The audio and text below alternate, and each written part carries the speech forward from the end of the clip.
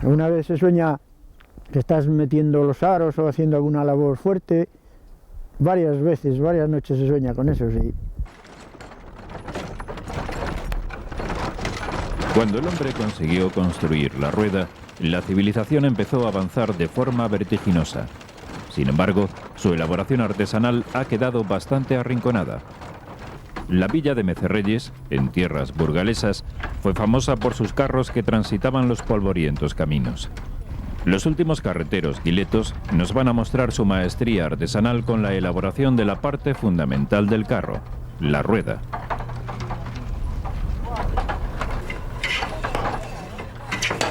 Hacer el cubo es la tarea más complicada, una labor minuciosa que comienza por transformar una madera de fresno en el cilindro central, donde encajarán los radios de las ruedas.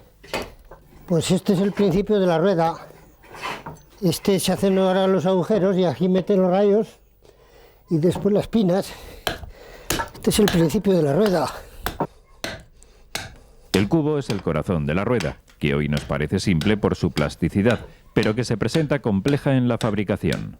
Todos los carreteros de Mecerreyes coinciden en el secreto de la calidad de sus obras: trabajar con madera curada, es decir, utilizar aquella que llevara años cortada y estuviera completamente seca.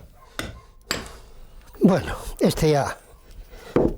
ya está la mayoría, ahora ya en el torno lo podemos sacar.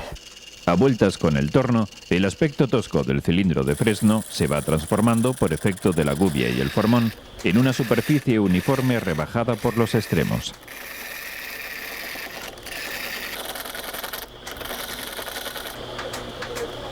Es el momento de ajustar las dimensiones con el compás de grueso y señalar en el cubo las marcas de las escopladuras.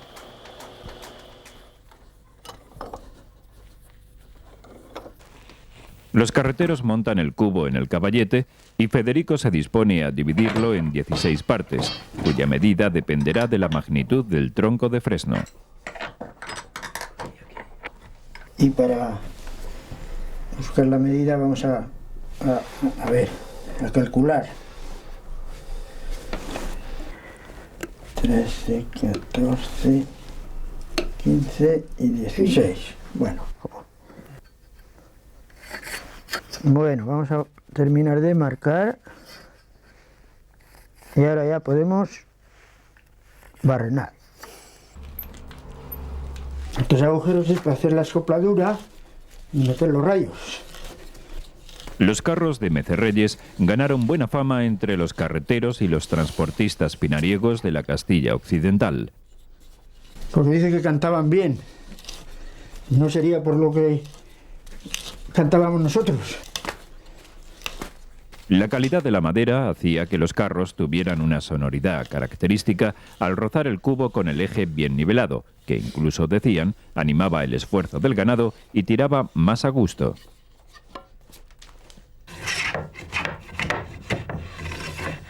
Al tiempo que prepara el cubo, el carretero alista los radios de la rueda.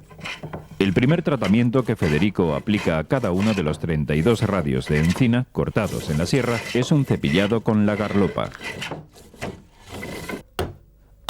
La azuela es otra de las herramientas que los carreteros utilizan para desbastar la madera. Y aquí hay que volver la mano. Decía mi abuelo que cuando hay repelo hay que volver la mano. Esto es el gramil, que es para sacar las líneas paralelas. Y es la medida que le vamos a dejar. Federico, a golpe de azuela y vaivén de cepillo, rebaja la madera hasta alcanzar el grosor deseado. Vamos a marcar el centro para quitarle la mitad por cada lado y redondearle. Los bordes delanteros de los radios se redondean por un afán estético. Los traseros se rebajan ligeramente para compensar el estilizado de la forma con la fortaleza que necesita su función. Los dientes gruesos de la escofina afearían la superficie de la madera, por lo que el artesano la alisa con el cepillo. Bueno, pues ya está terminado. Ya solo falta la espiga, pero eso cuando hagamos los otros. Hay que dejar todos como este, luego ya los espigaremos. Las escopladuras son los cortes donde se disponen los agujeros que cobijarán las cuñas de los radios, hechos con escoplo, formón y barreno. Mermar las escopladuras requiere esfuerzo y paciencia. Vamos limpiándolo poco a poco hasta que lleguemos al centro, que hay que llegar. El vaciado del cubo lo realiza siguiendo la señal de la cruz. Primero una escopladura, luego la de enfrente y después las atravesadas. Abiertas estas 4, es más fácil perforar las 12 restantes. La preparación del cubo, los radios, el trabajo con el hierro y los aros. Tareas complicadas que enriquecieron el refranero popular, otorgando a los carreteros reputación de blasfemos. Porque claro, si no se calentaba bien el aro o no estaba bien redondeado, pues luego al meterlo no entraba. Y creo que sí que había alguno que, bueno, al no entrar unos juramentos. Para disponer de ruedas en la primavera, los carreteros solían hacer este trabajo en el tiempo del frío, al solino cuando salía claro, asomados a la puerta del taller, aprovechando el calor y la luz solar. Esto es para ver que quede esto en condiciones, que es el copero que ha de llevar la rueda. Y tiene que quedar igual en todas las escopladuras. Los radios en la rueda forman un cono abierto denominado copero, que contrarresta la presión lateral que sufren los ensambles. El cubo está dispuesto cuando Federico comprueba que las escopladuras tienen las medidas preestablecidas. Pues ya tenemos una raya hecha aquí en la plantilla y entra hasta la raya en todos. Vale. Vale. Como tiene 16 rayos y van dos rayos en cada pina, tenemos que preparar 8 para cada rueda. Cada trozo del aro de madera de encina, que aloja por el interior los radios y por el exterior la llanta de hierro, recibe el nombre de pina. Bueno, pues ya nos vale. Siguiendo las pautas de la plantilla, las pinas se cortan estando la madera verde, se dejan secar y los carreteros las van perfilando con las herramientas del taller, algunas de ellas especiales para esta labor, como el cepillo de vuelta. Y ahora cepillarla un poquito. Tiene que tener la forma de la pina. Aquí con uno recto no se podría. Las pinas se medían en pulgadas y cada una de ellas oscilaba entre las 60 y 70, según los carros a los que estuvieran destinadas. Un conjunto de 8 pinas constituía la circunferencia de la rueda, de modo que los radios encajaban 2 en una. Con el fin de pulir las estrías que marca el cepillo de vuelta, Federico alisa la pina con la cuchilla de raspar. Y vale. Esta ya la tenemos.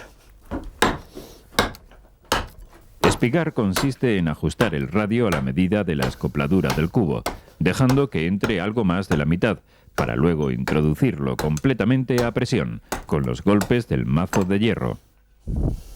Ahora vamos a hacerle aquí unos dientes para que al meterlo en el cubo que está hablando se quede bien ensamblado y no se mueva. Hacemos 2 por este lado y 1 por el otro para que no coincidan. O sea que hacia adentro entrará, es como un anzuelo, pero luego ya no sale. Ahora vamos a ir ajustando ya por última vez los rayos aquí a su escopladura, cada uno, y luego ya podamos meterlos cuando cozamos el cubo. Al día siguiente, Federico continúa perfilando los radios que ha venido preparando y los encaja ligeramente en el cubo para comprobar que la obra está encaminada. Bueno, pues esto ya vale. 8. El carretero numera los radios y sus escopladuras correspondientes para evitar confusiones posteriores. Vamos a volver la rueda para sacarlos. Comprobados los encajes, los radios son extraídos de nuevo.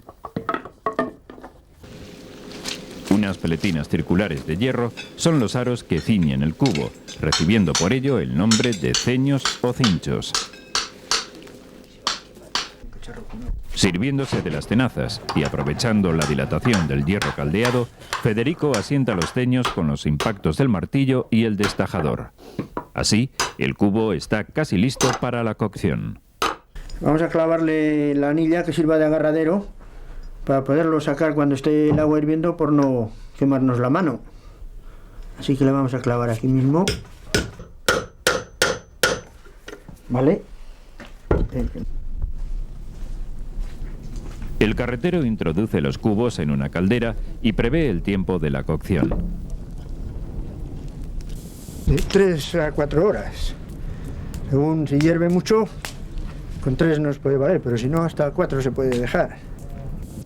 El objetivo de hervir en agua los cubos es ablandar la madera para poder introducir las espigas de los radios en las escopladuras. Pues ya lleva 3 horas y media.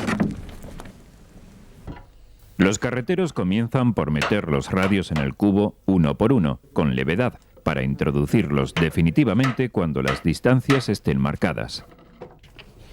La terraja es la herramienta que va a garantizar la misma separación perpendicular de todos los radios en el centro del cubo y por consiguiente de la rueda.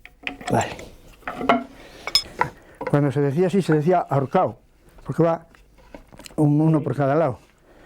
Y luego si es echarle para acá, sería subirle, y si fuese así, bajarle. Bueno, pues vale. En ocasiones, los radios se rompían al forzarlos y había que extraerlos bien haciendo un agujero por detrás para poder golpearlos, o bien con serrucho y taladro, como se hace con las escopladuras del cubo. Bien. Aprovechando que la madera cocida del cubo está blanda, Federico perfora el centro con una barrena gorda, a fin de que circule el aire y se seque de nuevo durante el reposo. Pues ahora la vamos a volver y le hacemos el agujero por el otro lado para que se ventile bien, ¿eh? Dejar la rueda enrayada supone alinear perfectamente los radios respetando la inclinación del copero, lo cual es esencial para su circulación. Bueno, pues ya le podemos dejar así, que ahora ya le corre bien el aire. Y dentro de un par de meses a meter los aros y pulirle. Ahora vamos a buscar el centro de, como aquí no tenemos punto de apoyo, vamos a meter un taco para poder buscar el centro y echar el compás. Tras 2 meses de secado, el cubo ha tirado la humedad y los ceños se han caído al menguar la madera. Para echar el compás, Federico lo ajusta a los 62 centímetros que corresponden a cada uno de los radios de la rueda. Todo esto le sobra, que se lo tenemos que cortar ahora, y esto va a ser la espiga, los 6 centímetros.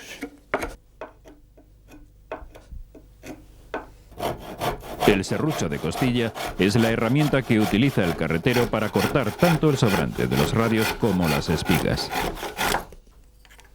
Se denomina espigas a las puntas de los radios, trazadas a escuadra, que encajarán en el hueco abierto de las pinas y cuya longitud se aproxima a los 6 centímetros.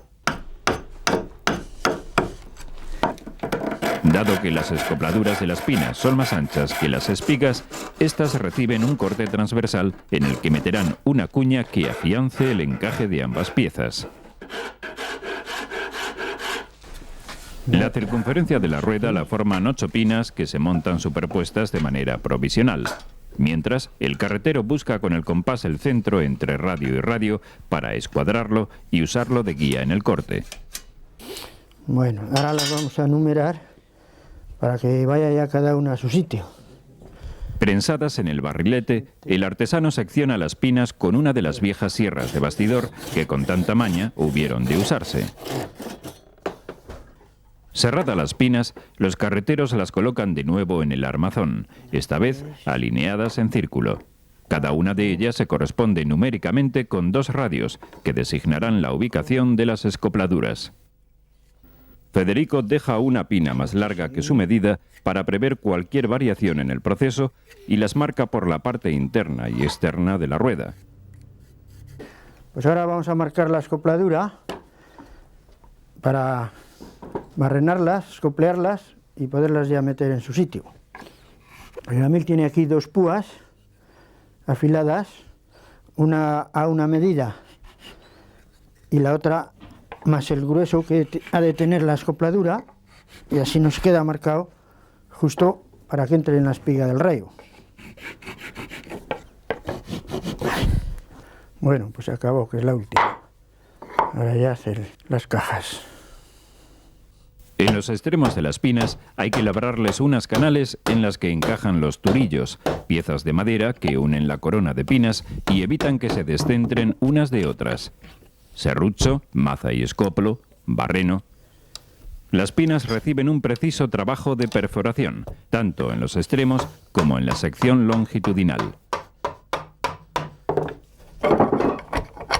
Bueno, ya que está barrenada, ahora la vamos a escoplear, a escuadrarla para que entre la espiga del rayo. Fueron muchos los tipos de carros construidos en los talleres de Mecerreyes. Se distinguían claramente los destinados a las tierras llanas del occidente burgalés, de gran tamaño para transportar el cereal, arrastrados por mulas, frente a los de las comarcas serranas, carretas estrechas y alargadas, que transportaban madera y requerían una gran estabilidad. Las ruedas eran igual que las de aquí, pero un poco más bajas. Se podían llevar pues 7 centímetros menos, 6-7 centímetros más bajas, porque debían tener que andar eso por sitios muy dificultosos, y para que no volcaran a ser más bajas es menos fácil de volcar. Bueno, pues ya está terminada, ya está dispuesta para meterla en los radios en su sitio. De lo que nos ha sobrado de espigar las ruedas, los rayos, vamos, pues ahora aprovechamos para hacer las cuñas. Esta es otra de las tareas minuciosas que Federico prepara en el cuñero.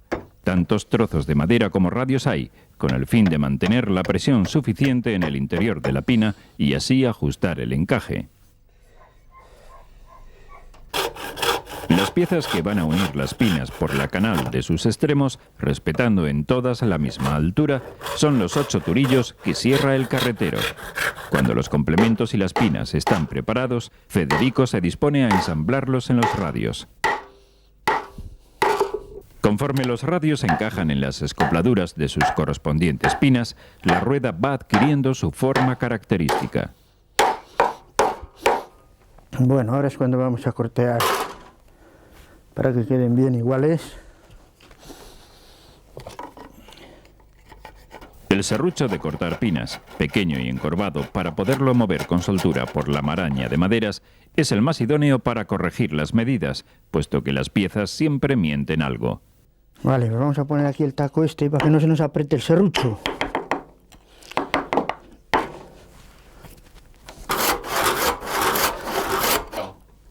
Esto se hace para que queden bien las juntas, porque ahora si junta más de un lado que de otro, al pasar el serrucho se queda ya las dos iguales y juntan bien.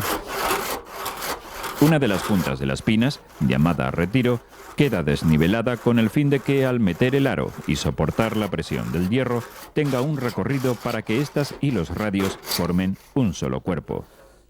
Con fuertes golpes de martillo, el carretero va incrustando las cuñas por las escopladuras de las pinas hasta encajarlas en las ranuras dispuestas en los radios.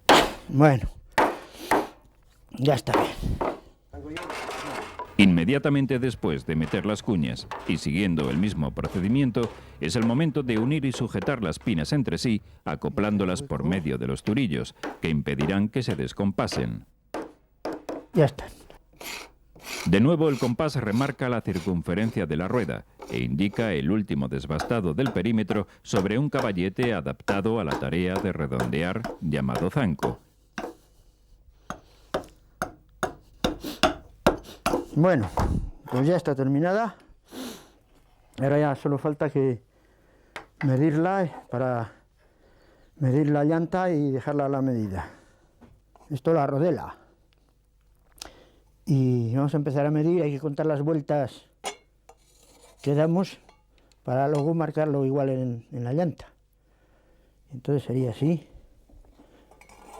1, 2, 6 vueltas y ya marcamos hasta aquí. Entonces 1, 2, 3, 4, 5, 6. Al doblar el hierro en la máquina, este encoge. Bonifacio tiene que contar 3 gruesos de la llanta y añadir, en este caso, 75 milímetros. En vez de cortarle por aquí, le cortamos por aquí. Y ya nos queda esto de aprieto. Y no tiene más misterio que ahora cortarle. Al oficio de la carpintería, los carreteros tenían que sumar, para trabajar el aro, las habilidades de la fragua. El aro o llanta es el remate exterior de la rueda, formado por una pieza de hierro alargada de 7 centímetros de ancho por 2,5 de grueso. Los carreteros tienen que domar el hierro hasta conseguir la circunferencia de la rueda. Para ello calientan el metal y a martillazos lo escarpan rebajando sus extremos en forma de pico de flauta, con objeto de empalmarlos y formar una sola pieza. Después a la otra punta se la hace igual y se la monta de esta forma, para poder pegar a la punta. Bueno, dale.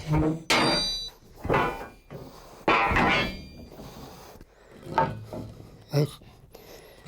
Ahora le podemos meter a la máquina y que se encargue de doblarle, que nosotros no podemos. Para torcer el hierro, los artesanos aprovechan el giro de los engranajes y rodillos que forman la máquina de doblar llantas. Para un poco, le echamos al centro, afloja. Vale. Tras la primera pasada, el hierro curvado repasa la máquina en sentido inverso con el fin de garantizar la consistencia de la torcedura. Es necesaria la ayuda de una cadena y un tensor que mantengan las puntas firmes y permitan manipular el aro en la fragua con seguridad. Vale. Ahora se le calienta para padrinarle y meter la pasta y ya está. Antiguamente la unión de los hierros se hacía a calda, con arena, puesto que no existían las aleaciones fusibles que permitieran adherir metales entre sí. La llegada de las soldaduras en pasta facilitó el proceso hasta la posterior expansión de las eléctricas, usadas en la fabricación de los últimos carros de Mecerreyes.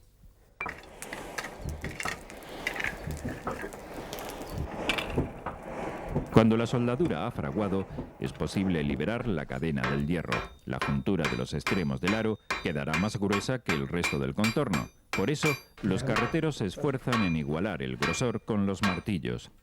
Bonifacio comprueba con la rodela que la circunferencia del aro no ha sufrido variaciones. Esto pues es un taladro manual, que son los que hemos utilizado toda la vida. 8 son los agujeros correspondientes con las pinas que taladran en el aro. El objeto es asegurarlo e inmovilizarlo con respecto a la estructura de madera de la rueda. Vale, descansar un poco. Perforados los agujeros, la punta de avellano sustituye a la broca habitual del taladro. Avellanar llaman los carreteros a repasar los orificios con esta barrena que perfila los huecos de las cabezas, donde encajarán las sujeciones del aro. Vale. Si bien el aro está listo para colocarlo en la rueda, al armazón de madera le falta un detalle importante: la pintura. Las capas de minio preservan los radios y el cubo de los efectos climáticos, además de servir como elemento decorativo.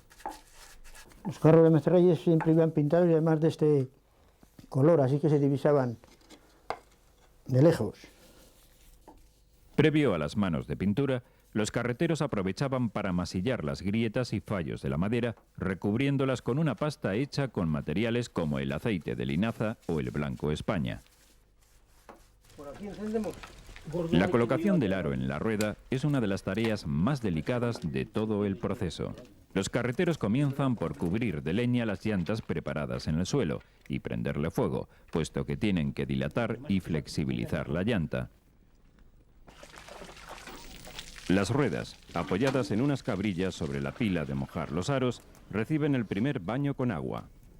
Para que no se queme al meter el aro, como está muy caliente, que aguante el primer calentón hasta que luego ya la iremos echando más. El fuego de los aros debe mantenerse vivo y uniforme por todo el contorno, cubriendo con leña los huecos que surgen al ir consumiéndose. La humedad en la madera no debe perderse, principalmente en el instante de extraer los aros incandescentes con unas barras de hierro llamadas grifas, cuyas puntas terminan en gancho, y con sus equivalentes en madera, denominadas gatos. Arriba, arriba. Es que se me dobla. Ya me lo he quedado ahí. Eso. Bueno, guarda, ve. Eso. Déjale ahí, nada más.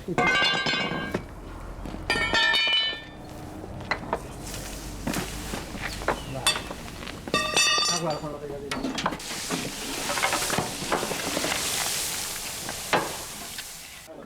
Trasladada la rueda a las cabrillas, la acción enfriadora del agua es fundamental para impedir que las pinas en contacto con el aro se quemen. El calor da flexibilidad al hierro, permitiendo amoldar el aro al perímetro de la rueda con golpes de martillo a los lados y en el frontal de la llanta. Enfrente de cada rayo, para que apriete bien, ya, el último toque. Así se apretan de ahí. El riesgo de los aros estriba en su tamaño. Si fuera pequeño, al contraerse por efecto del agua, podría llegar a romper los radios. De ser grande, al menguar, no ajustaría bien la corona de pinas y se soltaría. Completada la rueda, queda el acabado, que también requiere su tiempo para alisar las capas externas de las pinas y redondear los vértices, preparar la superficie para las últimas manos de pintura y colocar los teños en el cubo y los pasadores en el aro. Bueno, para un poco, Jesús. Los teños solían desprenderse después de cocer el cubo, dadas las contracciones y dilataciones de la madera. Federico vuelve a enceñar, con el fin de asegurar definitivamente los cubos. Último golpe. Vale. Bueno, Pues este ya no se sale. De verdad es que entra fuerte. sí. Dentro del taller, el proceso de colocación de los teños es semejante al del aro, solo que a escala reducida. Estirar el hierro, fundir los extremos y encajarlos en caliente. Cuanto más ajustados, mejor. Entre los teños destaca el bocín, el aro más pequeño que sujeta el cubo y por el que atraviesa la clavija o sontroz que encaja en el eje. Martillando unos clavos incandescentes, Federico da forma a las cabezas de los pasadores, las sujeciones cónicas que, introducidas por los agujeros del aro, sirven para fijarlo a las pinas. El berbiquí abre camino atravesando las pinas. Los 8 pasadores afirmarán el aro hasta que con el paso de los años y por el uso de la rueda, la madera merme y el hierro dilate. Entonces se aflojarán y habrá que sacar los aros para recortarlos. Bueno, pues vale. Ahora ya vamos a meternos con el buje. El carretero necesita hallar el centro exacto del cubo por ambas caras de la rueda. Medido el diámetro del buje, calcula la mitad y comienza a agrandar el agujero con la gubia y el mazo. El buje, con su forma cónica, es la pieza de hierro que resguarda el cubo de los rozamientos del eje, uniendo las ruedas y permitiendo el rodamiento. En el buje son características las orejas, unas patillas en la base del cono que hacen de chavetas, aferrándolo a la madera e impidiendo cualquier movimiento circular. El buje hay que meterlo a presión, golpeando enérgicamente con la maza de hierro, hasta el extremo de que si no estuvieran los teños, podría resquebrajarse el cubo. Unas manos de pintura y las ruedas estarán dispuestas para sostener el armazón del carro. La complejidad de este proceso de elaboración contrasta con la figura sencilla y tantas veces desapercibida del resultado final. El mundo sigue moviéndose sobre ruedas gracias a artesanos como estos carreteros, de cuyas manos aún podremos conocer los otros secretos que guarda un carro de Mecerreyes.